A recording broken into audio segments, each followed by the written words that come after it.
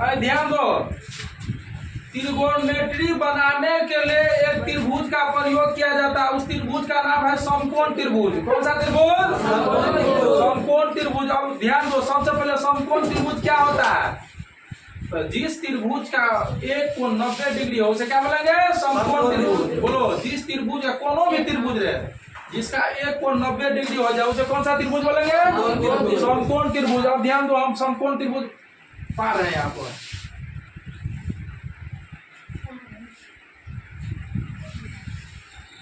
मान लिए A B C.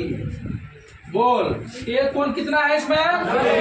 90 degree है। यहाँ पर सी वाला को मान लेते हैं थीटा। बोलो, सी को क्या मान लिए? अब ध्यान दो, थीटा के सामने लंब होता है। बोलो, थीटा के सामने क्या होगा? 90 डिग्री के सामने की भुजा होगा कर्ण। बोल, 90 डिग्री के सामने की भुजा क्या होगा? जे एक वो शेष बच जाएगा होता है आधार। तो बोलो, थीटा के सामने के भुजा को क्या लिखेंगे? लंब। बोलो, थीटा के सामने के भुजा। देखो, थीटा के सामने के भुजा क्या होगा? जल्दी बोलो। लंब। 90 डिग्री के सामने के भुजा हमेशा कर्ण होता है। बोलो, 90 डिग्री के सामने के भुजा हमेशा क्या होता है? कर्ण होता है। और जो एक वो शेष बच जाएगा उसको क्या बोलेंगे? आधार। क्या बोलेंगे? आधार। एक क्वेश्चन और ध्यान दो, मान लो कोनो त्रिभुज दे सकता है ना, ए बी सी। अब इसमें ध्यान दो,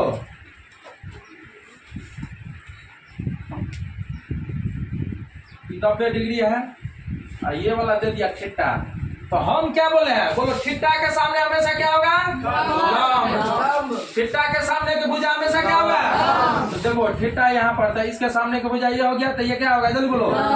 90 डिग्री के सामने की भुजा हमेशा क्या होगा? कर्ण। 90 डिग्री के सामने की भुजा हमेशा क्या होगा? कर्ण। जो एक शेष बच जाएगा वो क्या होगा? आधार। ये वाला शेष बच गया उसको क्या बोलेंगे? आधार। बोलो, समझ में आया कि नहीं आया? एक और ध्यान दो,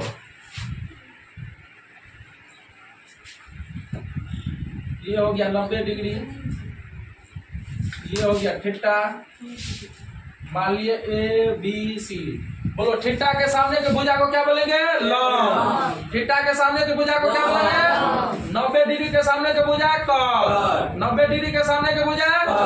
जो एक वो शेष बच जाएगा उसको क्या बोलेंगे? आधार। तो बोलो, थीटा के सामने के भुजा को क्या लिखेंगे? लंब। थीटा के सामने के भुजा को लंब। 90 डिग्री के सामने के भुजा कर्ण।